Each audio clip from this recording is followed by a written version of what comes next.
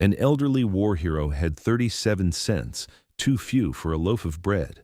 3 people in line watched it happen. Only one of them moved, and nobody in that store expected it to be him. It was a Friday afternoon in February of 1964, and the Piggly Wiggly on Elvis Presley Boulevard in Memphis was doing the kind of steady end-of-week business that grocery stores do when working people stop on their way home to pick up what the weekend requires. The checkout lines were 3 and 4 deep, the carts were full, and the particular ambient noise of a busy grocery store, the beep of registers, the rumble of cart wheels, the low murmur of people who were somewhere familiar and unhurried, filled the space from the produce section at the front to the stockroom doors at the back. The man at Register 3 was named Harold Gentry. He was 71 years old, and he had come in that afternoon for 3 things: a can of soup, a small block of cheese, and a loaf of bread. He had a veteran's pin on the lapel of his jacket, a small bronze thing that he wore every day without thinking about it, the way people wear things that have become part of how they present themselves to the world. He had served in the Pacific in the Second World War, had come home in 1945 with injuries that had taken 2 years to recover from, and a silence about what he had seen that had never entirely lifted. He had worked for 23 years at a factory on the south side of Memphis, had retired at 65 on a pension that was adequate in the way that adequate means when nothing goes wrong, and insufficient in the way that insufficient means when something does. He was a quiet man who lived alone in a small house 4 blocks from the store, and who came in every Friday afternoon with a list written on the back of an envelope. He always bought the same things, adjusted slightly by season and by what the week had cost him in other ways. In February, with the heating bill higher than the summer months, the list was shorter than it was in July. He placed his 3 items on the belt and watched them move toward the register with the patient attention of a man who has learned not to hurry anything. The cashier, a young woman named Deborah, who had been working at this register for 8 months, scanned the soup, the cheese, and the bread and told Harold his total. Harold reached into his jacket pocket and produced a small coin purse. He opened it and began counting. The line behind him had 3 people in it. The first was a woman in her 40s with a cart half full of weekend groceries, a woman who had come from work and was moving through her Friday with the practiced efficiency of someone for whom the weekend began only after the list was done. The second was a man in his 30s with a hand basket and the expression of someone who was in a moderate hurry and knew it. The third was a young man in his late 20s, casually dressed in dark trousers and a simple jacket, dark hair, standing with his hands in his pockets and no particular expression on his face, watching Harold count his coins with the same quiet attention that Harold had given his groceries moving down the belt. He had been in the store for about 10 minutes. He had not been recognized. He was not performing anything, not presenting himself as anyone in particular, moving through the store the way he moved through most places when he had no reason to be anything other than a person buying groceries on a Friday afternoon. The store was busy enough that nobody was paying attention to anyone else in the particular way that recognition requires. Harold counted the coins once, then he counted them again. The second count produced the same result as the first, which was the result he had been afraid of since the moment Deborah had said the total, a result that was 37 cents short of what the 3 items on the counter cost. He looked at the coins in his palm for a moment. Then he looked up at Deborah and told her, in the matter-of-fact tone of a man who had long ago made his peace with the indignities that a fixed income produced, that he was going to have to put the bread back. Deborah said she was sorry and reached for the bread. The woman in her 40s behind Harold had been watching with the slightly uncomfortable awareness of someone who has witnessed something difficult and is deciding whether it is her place to intervene.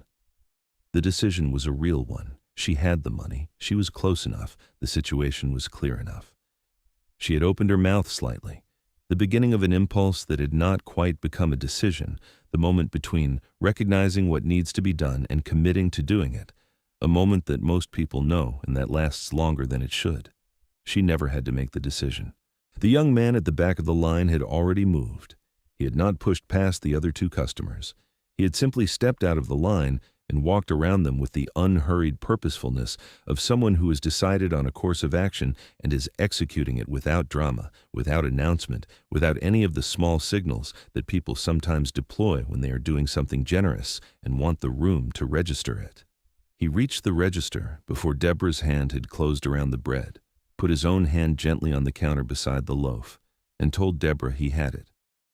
He reached into his pocket and put $2 bills on the counter. Deborah looked at the money. She looked at the young man. She had not recognized him yet. He was casually dressed, no sunglasses, nothing that distinguished him from anyone else who might have been standing in that line on a Friday afternoon. She processed the bills, made change, and put the change on the counter. The young man pushed the change toward Harold. Harold looked at the money on the counter. He looked at the young man beside him. He had not recognized him either, had not been looking at the people behind him in line, had been focused on his coins with the concentration of a man doing arithmetic he did not want to be doing. He looked at the young man's face now, and the recognition arrived slowly, the way recognition arrives when the context is wrong, when the face is right, but the location is not where the face is supposed to be. He said the name quietly, as a question. The young man said yes and put his hand briefly on Harold's shoulder and said to take care of himself. Then he picked up his own basket. He had been carrying a small basket with a few items in it, which he had set on the floor when he moved out of the line, and walked to the back of the queue and waited his turn. Harold Gentry stood at the register for a moment with the bread and the soup and the cheese in front of him and the change on the counter and the particular expression of a man who has just been given something he did not ask for and does not know what to do with the feeling it produces. The feeling was not simple. It was gratitude, certainly, but underneath the gratitude was something more complicated, the specific difficulty of being a man who has spent a lifetime not requiring anything from anyone, and finding that in the last years of that lifetime, the arithmetic has become uncooperative. He stood with that feeling for a moment. Then, he put the change in his coin purse and gathered his 3 items and walked toward the exit. At the door he stopped and turned back. The young man was still in the line, third from the register now, looking at nothing in particular, waiting with the same unhurried patience he had brought to everything else that afternoon. Harold looked at him for a long moment. There are things that cannot be said adequately in a grocery store on a Friday afternoon, things that exceed the vocabulary of the occasion. Harold understood this. He had lived long enough to know which things words diminished. He did not try to say any of them. He nodded once, the small, precise nod of a military man acknowledging something that words would make smaller, and walked out into the February afternoon. Deborah had recognized him by then. She had recognized him in the moment he put the money on the counter, and she had kept her face professional and her register moving, because something about the quality of what had just happened told her that making a scene of it was exactly the wrong response. But after Harold was gone, and the next customer had moved forward and the line had reorganized itself, she looked at the young man when he reached her register, and she said, quietly, that was a good thing he had done. Elvis Presley looked at her and said Harold had served the country. It was the least anyone could do. He paid for his groceries and left. The woman who had been standing directly behind Harold, the one who had opened her mouth and not finished the decision, said later that what had struck her most was not the gesture itself, which was generous and decent, but the speed of it. There had been no visible deliberation, no moment of deciding, no performance of consideration. The moment Harold said he would have to put the bread back, the man at the back of the line was already moving, stepping out of the queue, walking forward, reaching the register, putting the money down, as a single, uninterrupted motion, as though each step had been waiting for the previous one to complete. She said she had thought about that quality for a long time afterward, the absence of hesitation.